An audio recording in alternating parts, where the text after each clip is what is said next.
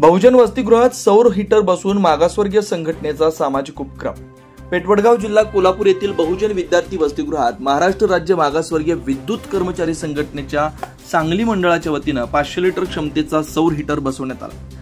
सामाजिक बांधिलकीतून हा उपक्रम राबवण्यात आला असून विद्यार्थ्यांना अखंड गरम पाण्याची सुविधा मिळणार आहे। ग्रामीण आर्थिकदृष्ट्या दुर्बल पार्श्वभूमीतील विद्यार्थ्यांना थंड हवामानात सकाळी आंघोळीला त्रास होत होता। ही बाब लक्षात घेत परिमंडळ अध्यक्ष प्रकाश ठोमके आणि मंडळ सचिव श्रीकांत धनवडे यांनी सभासदांकडून वर्गणी गोळा करून सौर हीटर उभारला।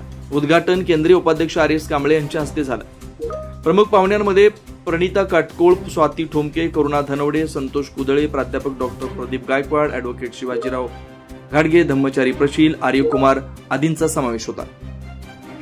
यावेळी बोलताना कांबळे म्हणाले, अल्प अनुदानित वसतिगृहातील मुलांना सुविधा पुरवणं ही सामाजिक जबाबदारी। ठोमके यांनी डॉक्टर बाबासाहेब आंबेडकर यांचं स्मरण करून भविष्यात अन्य वसतिगृहांनाही मदत करण्याचा संकल्प केला। विद्यार्थ्यांनी आनंद व्यक्त करत संघटनेचे आभार मानले।